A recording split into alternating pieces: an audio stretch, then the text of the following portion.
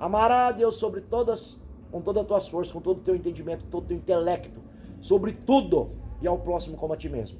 Os 10 mandamentos está cumprindo nos 2 mandamentos, 100%, tá? Se você refletir, não é para esse momento, esse estudo, mas se você refletir, os 10 mandamentos tá aí. E sim, temos que cumprir, né?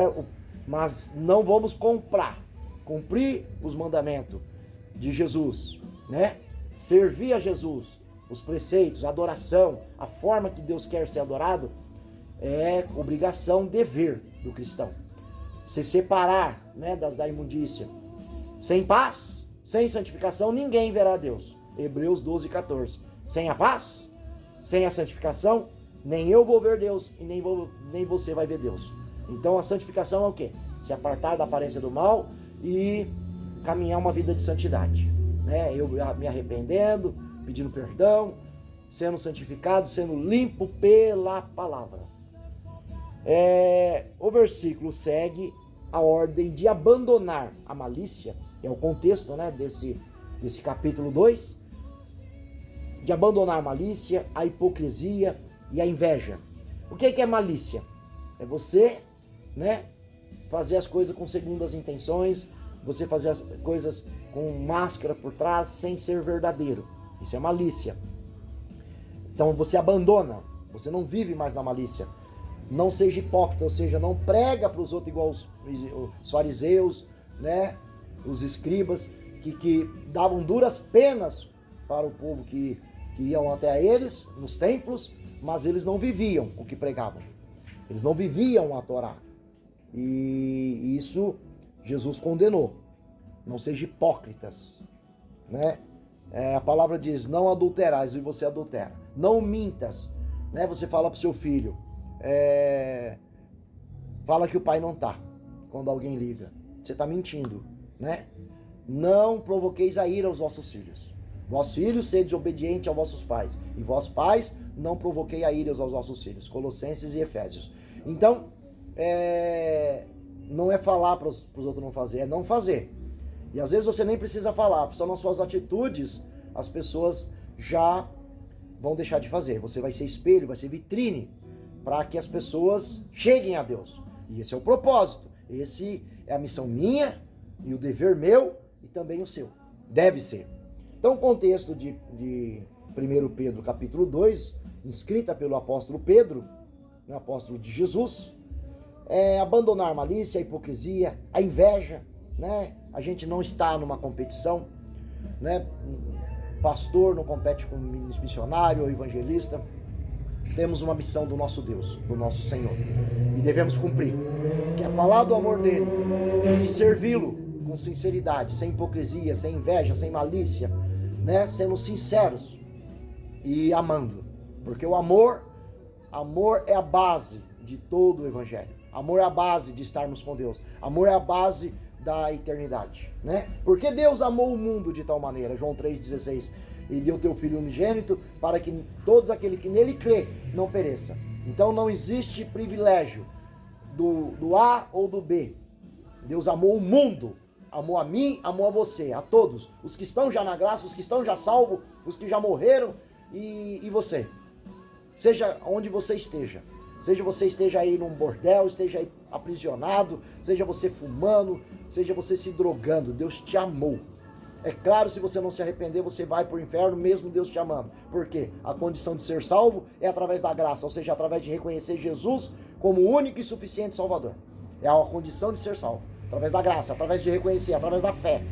Mas Deus amou o mundo, amou a todos, pecadores ou não pecadores, judeus ou gentil, escravo ou livre, a todos. Então, em resumo, né? O contexto do versículo, ordem de abandonar a malícia, a hipocrisia e a inveja, de 1 Pedro capítulo 2 e versículo 1, focando-se no crescimento positivo. Então eu preciso crescer cada dia, gradativamente, e eu só vou crescer se eu meditar na palavra, porque não é impossível você meditar na palavra e quebrar princípio. Você começa a meditar na palavra, o Espírito Santo começa a te transformar, começa a conversar com você, e aquela conversa interior, aí você fala, Senhor, eu estou errando nisso, me perdoe. Então automaticamente você já começa a orar. Aí daqui a pouco você, Senhor, perdoa fulano de tal também, eu libero perdão. Senhor, eu quero fazer as pazes. E aí você já começa no passo da oração, da intercessão, de colocando na brecha. Então, quem vai te ensinar tudo isso? O Espírito Santo de Deus. Jesus diz em João, né? Eis que eu vou para o Pai, e o Pai enviará em meu nome o Espírito Santo Consolador, e ele vos ensinará toda a verdade. O Consolador, o Espírito Santo da verdade, né? O amigo Espírito Santo. E 1 Coríntios 3,16, não sabeis vós que sois casa e morada de Deus? Ou seja, o Espírito Santo habita em você quando você aceitou Jesus, reconheceu Jesus, levantou a mão, passou pelo batismo, o Espírito Santo já vem morar em você e vai te ensinar, vai te confortar, vai te consolar e vai te levar ao encontro desse Deus já aqui e no agora.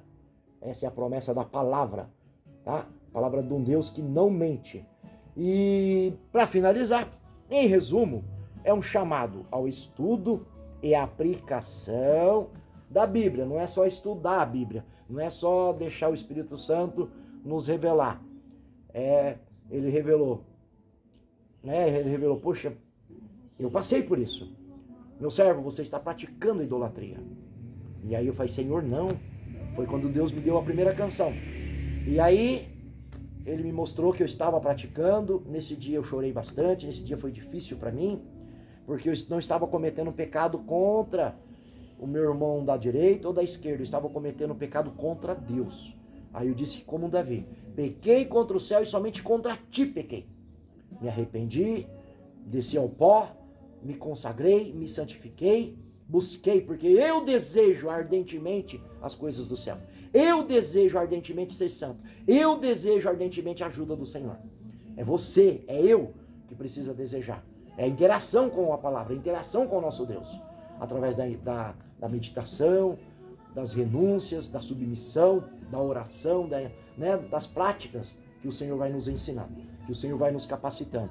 E aí, foi quando gerou o primeiro louvor, e aí ele me libertou, me limpou. E é claro que eu precisei parar de idolatrar, porque às vezes você idolatra não só uma imagem da Nossa Senhora de Aparecida, nem só uma imagem do Buda, nem só uma imagem do Chico Xavier.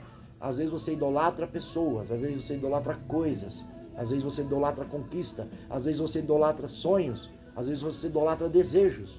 Então temos que tomar muito cuidado, porque parte dos 10 mandamentos, não fazer para vós imagem, escultura, nem do que há no céu, nem do que há abaixo da terra, né? Parte dos 10 mandamentos, que está válido, tá? Está válido. Não é pela lei que você vai ser salvo. Uma coisa não é pela lei que você vai ser salvo, não é por praticar a coisa correta que você vai ser salvo. Praticar a coisa correta é depois que você foi salvo, você já vai praticar as verdades bíblicas. É impossível o Senhor te resgatar. Hoje eu olho para o pecado, fretando comigo, e eu falo, o meu Senhor não merece que eu erre. O meu Senhor não merece. Eu olho para Jesus ensanguentado na cruz e resolvo não pecar. Eu peço força. Às vezes as forças nos faltam, mas aí você ora, se prostra, muitas das vezes você declara um jejum de consagração, de santificação, e o Senhor vai te fortificar, vai te abastecer, né? Porque 1 de João 5, 3 e o 4, os mandamentos do Senhor não são penosos nem difíceis de ser praticados, de ser vivido. Uma vida com Deus, uma vida religiosa, uma vida cristã, não é difícil, segundo a palavra do apóstolo João, em 1 de João, capítulo 5, versículo 3 e versículo 4. E o que vence o mundo? A vossa fé. Então o que vence o mundo, todos aqueles que é nascido de Deus, vence o mundo através da fé. Tá? Isso é a palavra, é Novo Testamento. Em resumo, é um chamado ao estudo e à aplicação da Bíblia, mais uma vez, para o amadurecimento da vida cristã. E assim tornar parecido com Jesus. O resumo aqui é um chamado, está chamando eu e está chamando você, para estudar a Bíblia, meditar, ruminar e colocar em prática. Assim vamos nos amadurecer para uma vida com Deus, para ser o quê? Sede meus imitador, assim como eu sou de Cristo, dizia o apóstolo Paulo.